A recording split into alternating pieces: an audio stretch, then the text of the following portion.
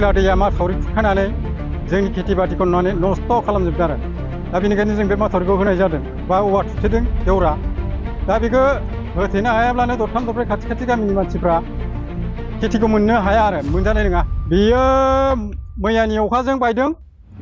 बिराद गिदिर जादों बेयो अखाया दा बेवहाय जोङो लाखिनो हाया थेवब्लाबो जोंनि बे औवानि माबा थुनानै होदों जोङो दा बेजों बेसेबांसिम मा प्रटेकसन खालामनो हायो जों बेखौ नाजादों खेथि बाथिखौ बासायो नामा बिनि थाखाय ब्लकनिफ्राय बा पन्सायतनिफ्राय बेबायदि सुबिदाफोर फैदों सिगांनि समावथ' बेबायदिनो ओरै सानजा लाइननि आरो सोनाब लाइननि बे माथावरिया जादोंमोन दा बे जानायनि गेजेरावहाय मेरामतिफोर थायोमोन खोमा दा मेरामतिया दासिम जों अफिसाव थाबायदोंब्लाबो दासिम जानानै फैयाखै जागोन इलेक्सन जोब्बानो होनना बुंदोंमोन दाबो इलेक्सनाथ' जोबनानै थांबाय पन्सायत इलेक्सना दासिम माने बे माबाया जाना फैयाखै आरो मेरामति माबाया बे माथावरिया दा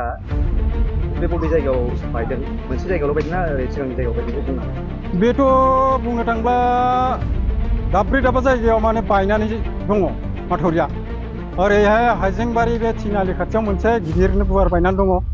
बेबो बायनाय लोगो लोगो बिनि दैया जोंनियावनो एकदम नांजोबफैयो बेयाव मोनसे बेनिफ्राय आरो जों दा बे बानायबाय थानाय मोनसे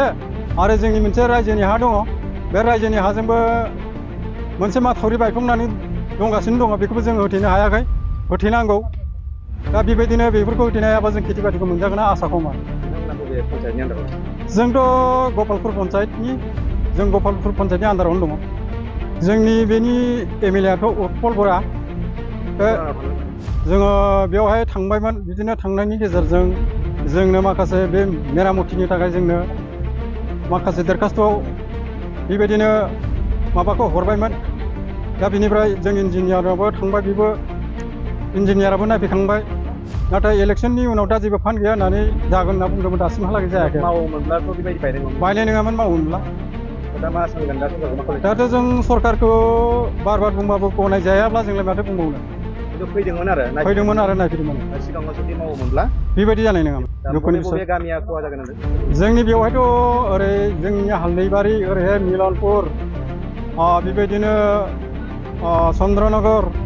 ओमफ्राय आरो बेबायदिनो ओरै सनाजुलि खाथि आरो ओरैहाय कखिला मासगाव बियो माने गोलैजोबोयो आरो बे दैयानो गासैबो आबादा खहा जाजोबोमोन आरो बे दैजों बे दैयाथ' हजों